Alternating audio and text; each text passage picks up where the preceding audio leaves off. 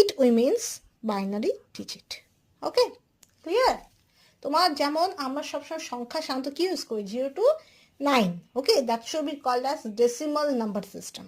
Okay, but there must be একটা বলে octal নাকি অক্টা কি তোমার নাম্বার সিস্টেম আছে, তাছাড়া বাইনারি নাম্বার সিস্টেম আছে, বাইনারি 0 আর 1 ইউজ করা হয়। আর এই 0 আর 1কে ইউজ করেই আমরা বিভিন্ন সংখ্যাকে দেখাতে পারি।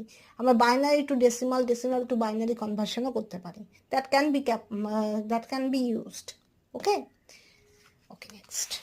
যারা কম্পিউটার নিয়ে পড়েছো বা কম্পিউটার নিয়ে স্কুলে পড়ানো হয়েছে তাদেরকে তো অনেকের ক্ষেত্রেই বাইনারি টু ডেসিমাল বা ডেসিমাল টু বাইনারি পড়ানো হয়, ঠিক আছে?